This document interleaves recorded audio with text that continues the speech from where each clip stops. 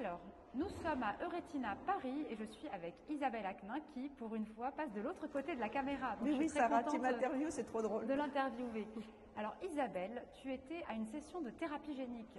Qu'est-ce qui est nouveau en 2025, là, septembre 2025 à Euretina Paris? Eh bien en fait, on passe d'une thérapie génique par ranibizumab à une thérapie génique avec l'aflibercept. Et ils ont fait 2 études, une étude sur la DMLA, une étude sur le diabète.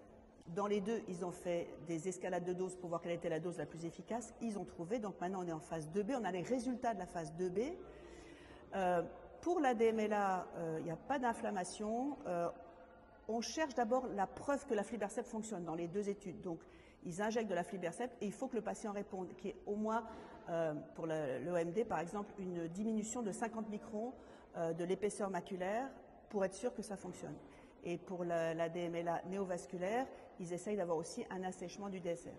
Une fois qu'on a prouvé que l'aflibercept est efficace, parce qu'on ne va pas faire une thérapie génique avec un machin qui ne marche pas, on injecte la dose minimale efficace et on regarde sur 1 an ce qui se passe. Sur 1 an, dans la DMLA, pour faire simple, ils ont trouvé 75% à peu près de patients qui n'ont pas eu besoin de réinjection sur 1 an.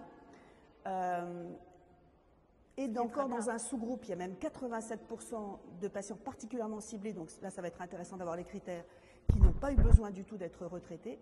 Et pour l'OMD, il y a eu 78% de patients qui n'ont pas eu besoin d'être retraités à 1 an, donc c'est quand même assez enthousiasmant. Ce qui est très très bien, surtout pour le diabète, on s'attendrait à plus. C'est ça. Et comment ça se délivre? Comment ça se délivre cette thérapie génique? Eh bien c'est en intravitréen, donc c'est vraiment une intravitréenne normale.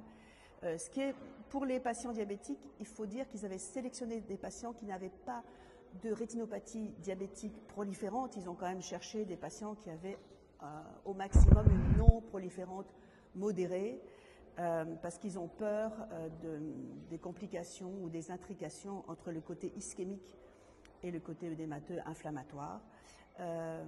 Et en tout cas, c'était très très enthousiasmant. C'est très prometteur, mais c'est vrai qu'en intravitréen, on a peur de l'inflammation et il y en avait pas. Et là, il y avait 0 inflammation. Avec cette dose, avec la dose supérieure, il y avait eu de l'inflammation. Et maintenant, avec cette dose-là, il n'y a pas d'inflammation. Il y a une low dose qui ne montrait pas d'inflammation, mais une efficacité moindre. Donc maintenant, on a la dose. Ils vont commencer la phase 3. On en reparle dans 2 ans.